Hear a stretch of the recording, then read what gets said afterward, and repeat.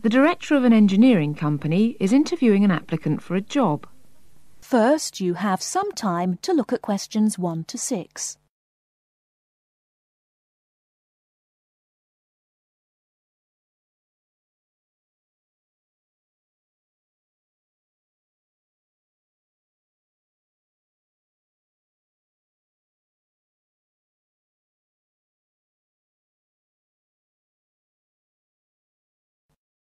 Now we shall begin. You should answer the questions as you listen, because you will not hear the recording a second time. Listen carefully and answer questions 1 to 6. Ah, good morning. It's Mr. Robinson, isn't it? Have a seat. Stephen Robinson. Yes. Is that S-T-E-V-E-N or P-H? It's V. OK. I've got your letter of application, but I need a few more details for the file. Now, you're from Manchester. What exactly is the address? Yes, it's Dynevor Gardens, that's D-Y-N-E-V-O-R, Prestwich. Thanks. And telephone? Well, it isn't mine, it's the landlord's, but I can be contacted. It's 483-250. Uh-huh. The landlord lives in, does he? Well, he has the flat downstairs, and he's a friend of the family anyway. I see. OK. According to your letter, I imagine you were born in, let me see, 1960? 61. Right. And the date? 12th of July. Thank you. And I believe you're married. No, I'm getting married, but not for a few months. Oh, sorry. Well, I mean, congratulations. Is it going to be in Manchester? Well, no, actually. My fiancée's from Wales, so we're getting married in her home village, near Bangor. Oh, how nice. Now, as you know, when you apply for a post with Williams Engineering, we need to find out a few things about both your academic background and more recent work experience, the latter being especially important in respect of this rather specialised position in the area of water management. First of all, A-levels. Yes, I've got 3. Geography, maths and physics. Geography, maths and physics. OK. Before you hear the rest of the conversation, you have some time to look at questions 7 to 10.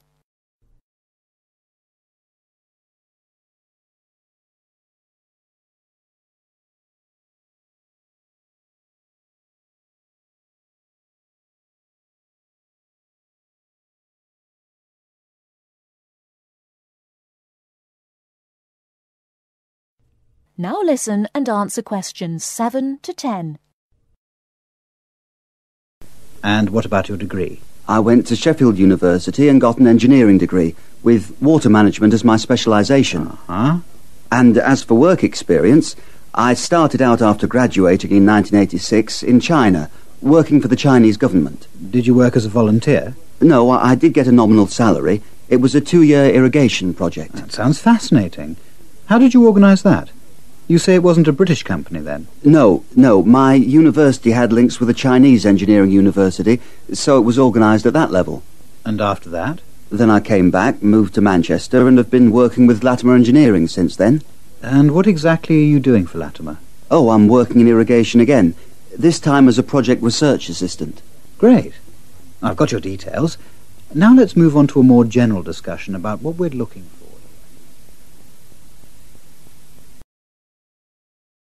That is the end of part 1. You now have half a minute to check your answers.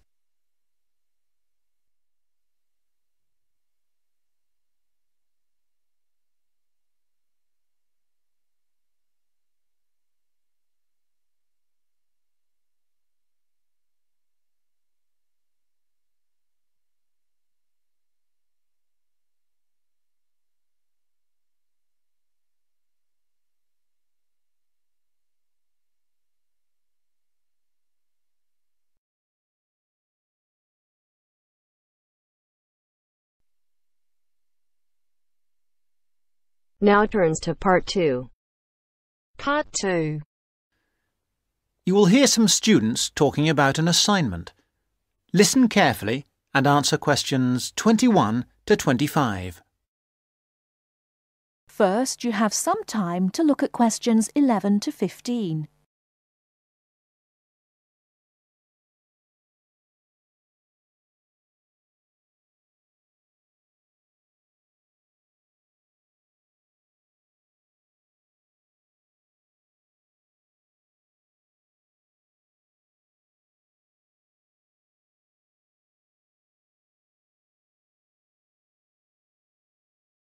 Now, listen carefully and answer questions 11 to 15. Hello, Tom. Hello, Anne. What have you been doing? Oh, just sitting around, catching up with some reading. I've had a great time. You know we're doing this assignment on... what is it? Museums, their costs and benefits. That's right. Well, I've been to the Sandgate Museum. It was really good. These local museums are really interesting because they connect people with the history of one special place. We all know about kings and emperors and battles and wars, but local museums tell us about the everyday lives of ordinary people, and that's why they are so important. I'm not so sure about that. I think they are of interest, but they're so small that they can't give a true picture. They do their best. I don't really agree. They do give a true picture, but perhaps not a full picture. It's the truth, but not the whole truth. I think the smallness is the number one problem. Because they're small and local, they attract few visitors. That's why they have so little money. And because they have little money, they can't buy or maintain many really interesting exhibits. As a result, the shop is almost as big as the museum to try to raise money by selling souvenirs, postcards, sweets and so on. I think they find it difficult, but not impossible. And don't forget, they get a lot of their exhibits free from local people. There was this boat, for example, that was fantastic. Really? What was that? There was a massive fishing boat, a real one, about 100 years old, and you could walk on it and get the feeling of what fishing in those days was really like. Sounds quite good. But I've always found that these kinds of museums are a bit dingy. For example, the display cabinets are so dark that you can hardly see the exhibits, and the labels are sometimes difficult to read.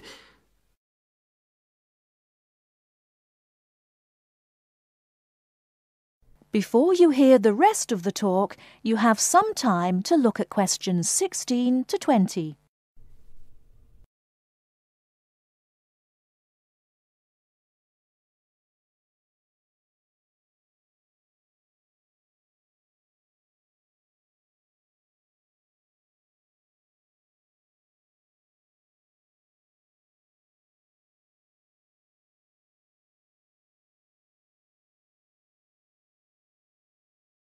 Now listen and answer questions 16 to 20. So coming back to our assignment, what we've got to decide is whether these museums should be funded by the government or just by local people. I think it depends entirely on what kind of museum it is. How do you mean? Well, take local history museums. They are small, so they won't survive without financial support. But that should come from the local authority, since only people in that area or tourists will visit it. I agree, but what about big natural history museums? Surely they should get money from the central government. Why? Children who want to learn about nature can go out into the countryside with their school teachers. They could survive from donations, and they get loads of visitors anyway. The state should spend more on science museums, since not enough people are studying science these days. I'm not so sure. But I do think a sort of museum which should not get public funds is the craft museum. Yes, like museums of cotton weaving. Yeah, which are of interest to only a very small number of people, and they should pay for it. I agree, but a working farm is a different thing again. That's something from the past of all of us, and so it's important to the local community. Kids can learn a lot too. That's the sort of thing that the local government should be spending its money on. Yes, I agree. Well, I think we've got plenty of ideas for our assignment.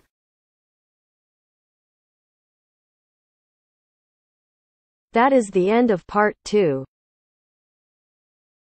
You now have half a minute to check your answers.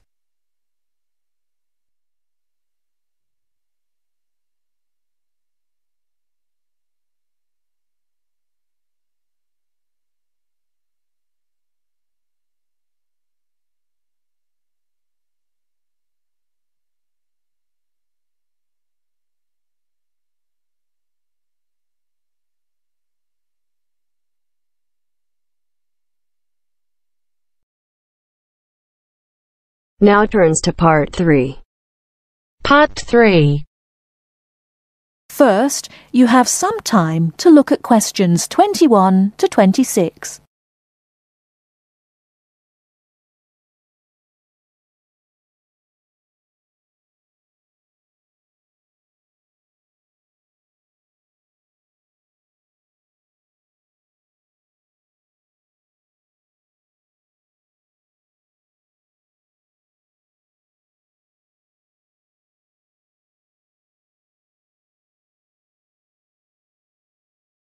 Now listen carefully and answer questions 21 to 26.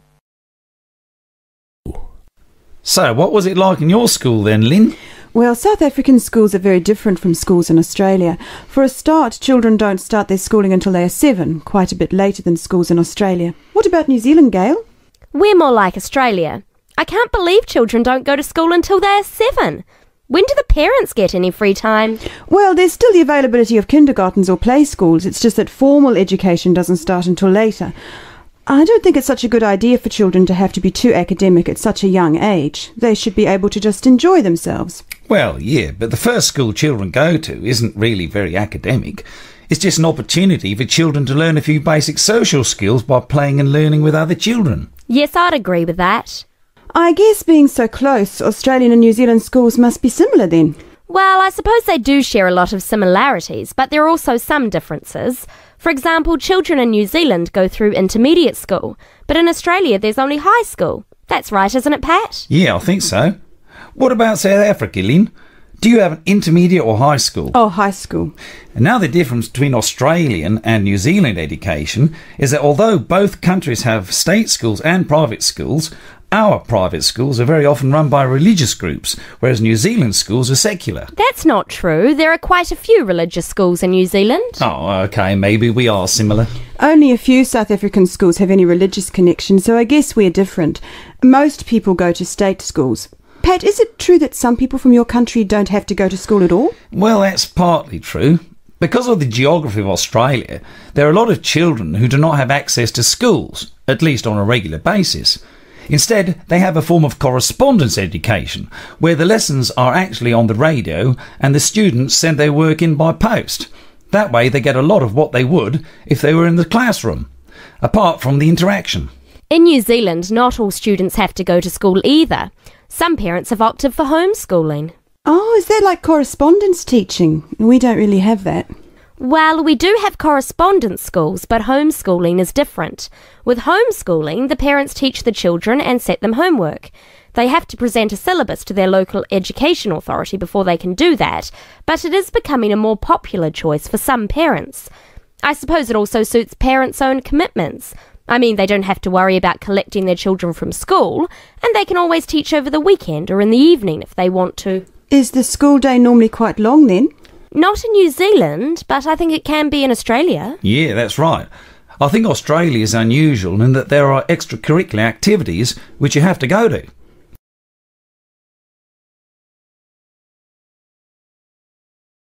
Before you hear the rest of the talk, you have some time to look at questions 27 to 30.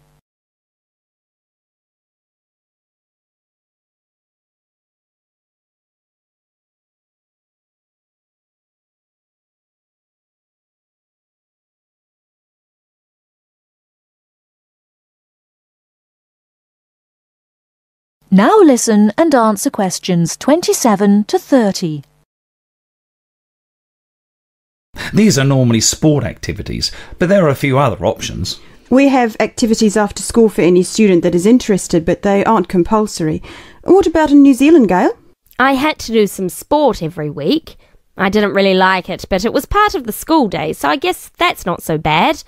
Anyway, I spent 2 years at boarding school, so things were a little different. Boarding school? What was that like? Well, the thing I remember most about it was the strict dress code. There were restrictions on everything. You had to wear a school uniform almost all of the time, and it had to be cleaned and ironed. The length of your skirt had to be no less than 1 inch above your knees when kneeling down. Sometimes we used to go out on school trips or just at weekends with a few friends, but whenever we were outside the school we had to wear a hat. There was one teacher who always used to give me extra homework because my socks weren't pulled up. and that was in the school late in the evening. I suppose it wasn't that bad, but at the time it felt like a prison. I kept getting into trouble for something. Most of the time I forgot something, normally my school badge. We had to wear that all the time, in the school and out, because it had our house colours on it. Wow, that doesn't sound like much fun. No, but it was a good education, I suppose.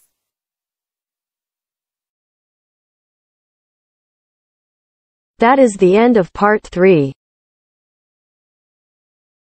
You now have half a minute to check your answers.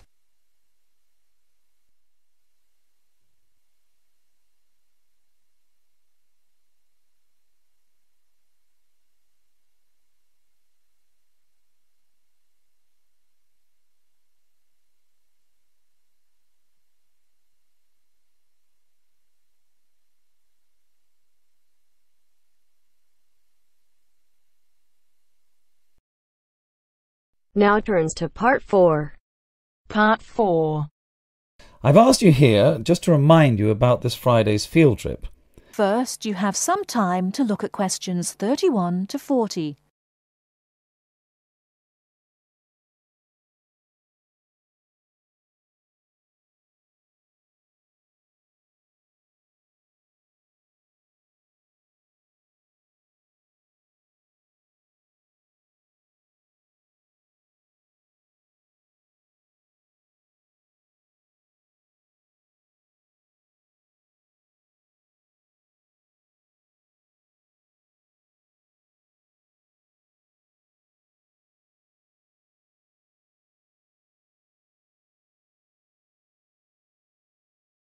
Now listen carefully and answer questions 31 to 40. OK, I'd like to keep this meeting as brief as possible, as I'm sure we all have things to do. I've asked you here just to remind you about this Friday's field trip. This is the first of many field trips you'll be going on, so there are a few rules I'd like to make clear now.